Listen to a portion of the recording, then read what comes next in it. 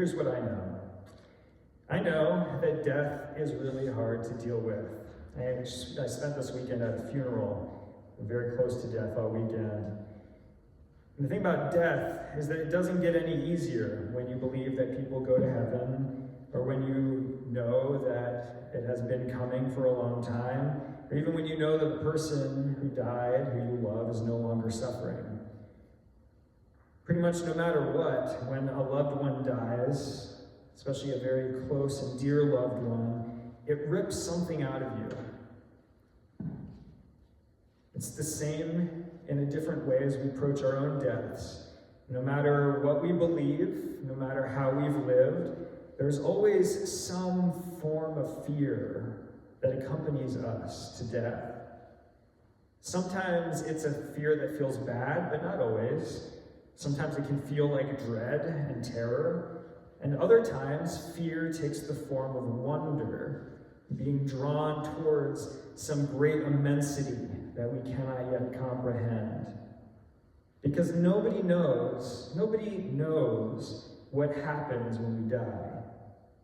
In fact, it's probably the world's oldest scam, this offering certainty about the unknown in so many different ways.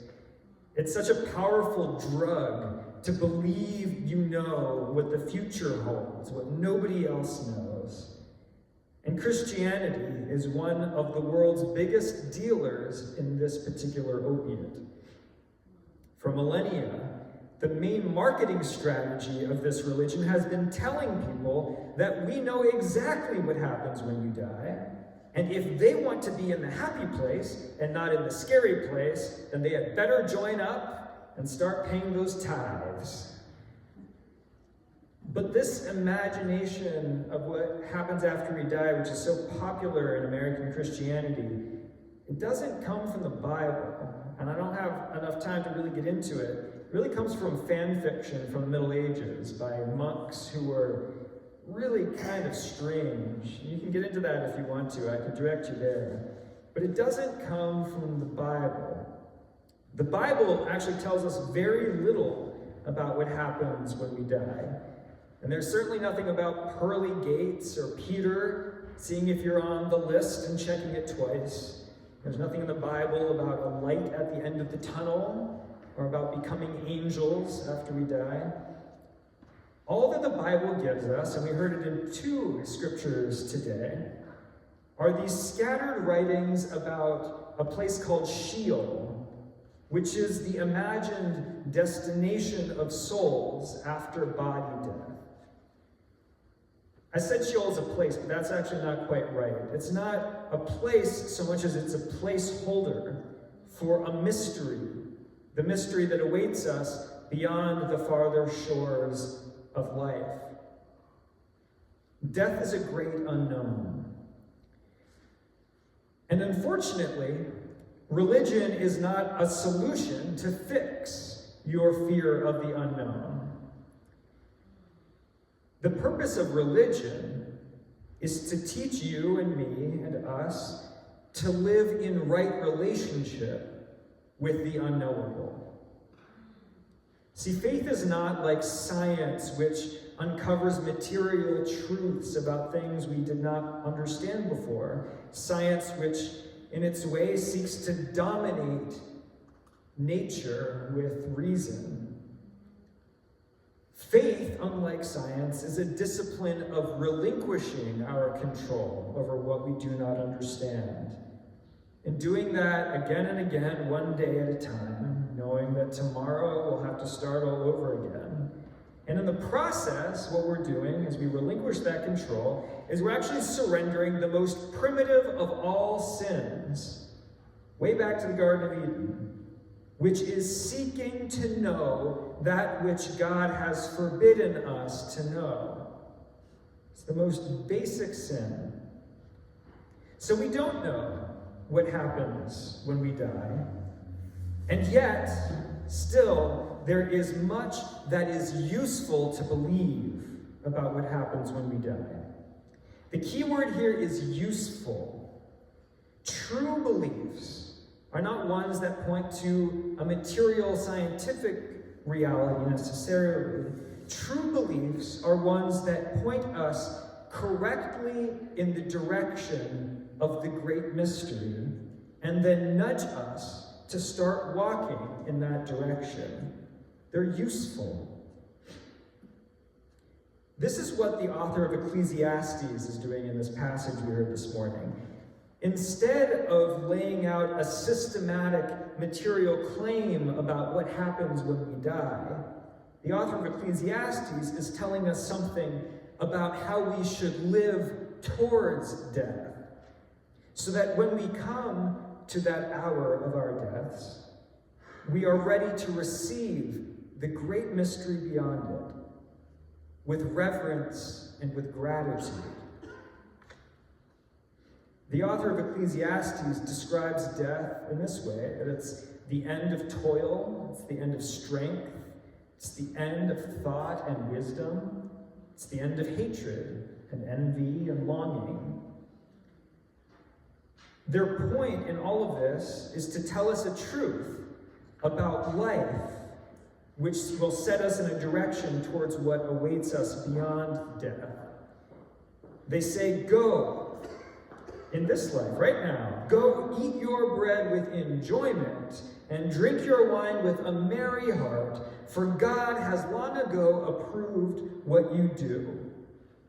Their counsel to us is to live in the joy of the abundance, the harmony, and the delight that God has provided for us in this lifetime.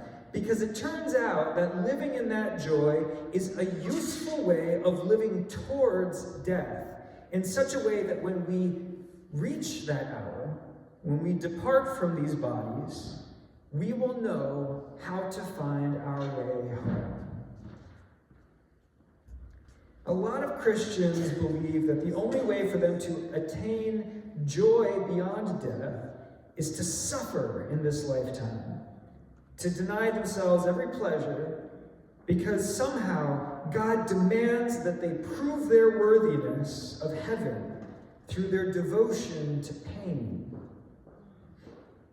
People work themselves to devastation, trying to earn God's acceptance beyond death.